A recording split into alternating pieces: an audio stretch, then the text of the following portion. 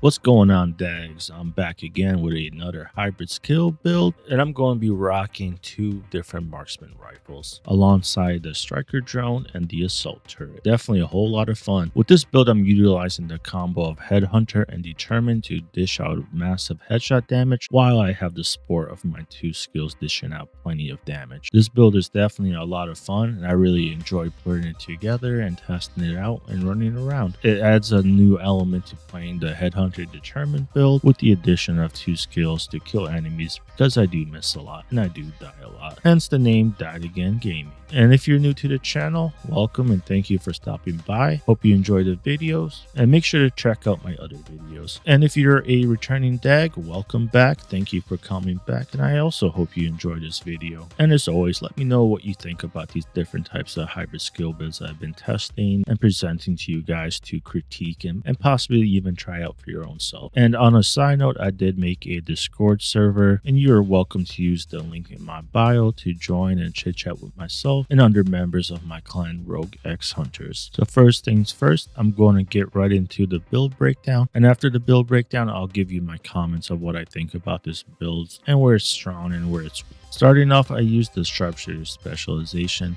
to get that 15% stability and 15% faster target requisitioning, because with marksman rifles, they do take a little bit to actually acquire the targets and actually hit them without the bullets pulling to the side. You also get the bonus headshot damage, and any team members that's closer to the enemy than you are gets extra 10% headshot damage as well. And while you are in cover, you get bonus armor, and eventually you'll start regaining ammo for your rifle and marksman rifle, allowing you to play with those pesky ammo directives. As a quick disclaimer, my guns do have high expertise levels, and my watch is fully unlocked, so your damage numbers might be slightly lower than mine. For my primary marksman, I have the G28 sitting at a whopping 262 headshot damage, and I'm rocking damage to target out of cover with the talent determined. And these are the mods that I personally like to run, but they are very interchangeable, and you can set them up however you wish. For the G28, it does more than enough damage to kill everything on challenging, and if you are playing on heroic and you get your damage set up, you're able to one-shot elites at any range. But if you are playing on heroic with multiple agents, this is my secondary marksman rifle that I use when I need a little bit more punch. I got the covert SRS sitting at a whopping 297 headshot damage to target out of cover with the talent determined,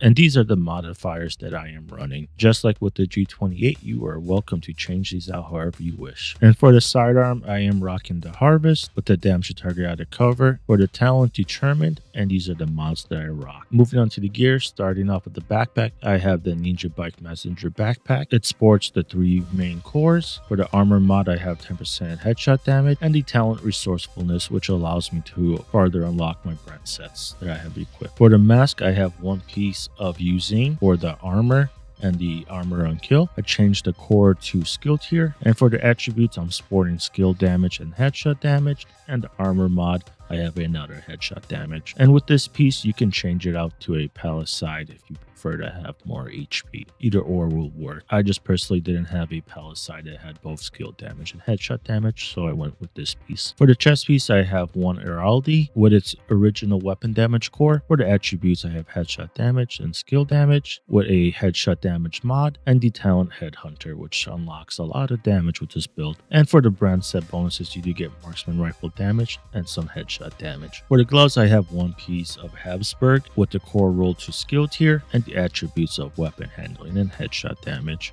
For the brand set bonuses, you do get headshot damage and 20% marksman rifle damage. For the holster, I do have Koros holster with the core roll to skill tier, and it comes with 10% headshot damage and the 10% weapon damage. Additionally, the brand set bonuses is 10% skill haste and 1 skill tier. For the knee pads, I have one piece of the Walker Harris with the core attribute roll to skill tier, and for the attributes headshot damage and skill damage, alongside the brand set bonuses of 5% weapon damage and 5% damage to armor. For my skills, I do have the striker drone with these mods on it and the assault turret with these mods on it. For the modifiers, I am rocking All Out, Call the Weak, Tapper, and Peak Engineering to further boost my turret's damage. As you can see, for the attributes, I have a total of 5 skill tiers, plus the 6 from the 2-piece brand set from Brazos, 1 blue core, and 2 red cores. So the reason why I have my gears pieces set up like this, so I can hit the damage numbers required to play challenging with 4 people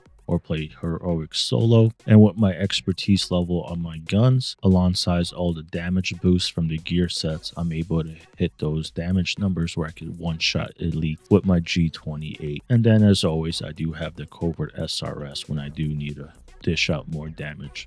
So my take on this build after playing it for a couple of days in different types of content like open world, missions, and whatnot, I would say that this build is primarily a solo build, but it definitely can be played in groups if you have really good aim. It all comes down if you can maintain your headhunter determined stacks to be able to kill things efficiently. I did notice that if I'm playing on heroic with multiple agents, if I'm not able to maintain my headshot damage through headhunter and determined, I'm definitely not getting any kills. Like my skills will get some kills and I'll dish out damage. I do find it a struggle if you do mess up sometime in the middle of the mission. It's really hard to regain your momentum. But on challenging, you could play up to 4 agents with no issues. You do more than enough damage to get headshot kills again and get your momentum rolling in case you do lose your headhunter determined combo. I would definitely avoid playing this build or any other similar build against anybody but Outcasts, due to the fact that Outcasts only have one unit that has a helmet and it's their Changa,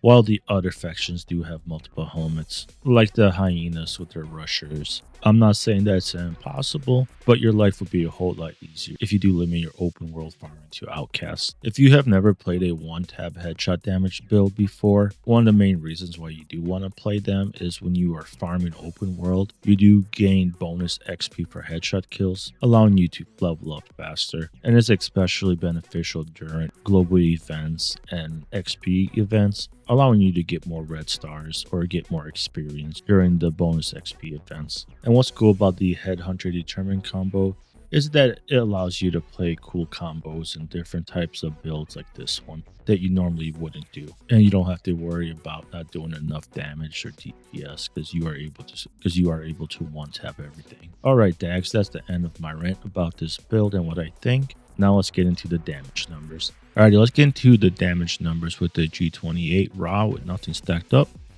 Close range to the head, 2.5.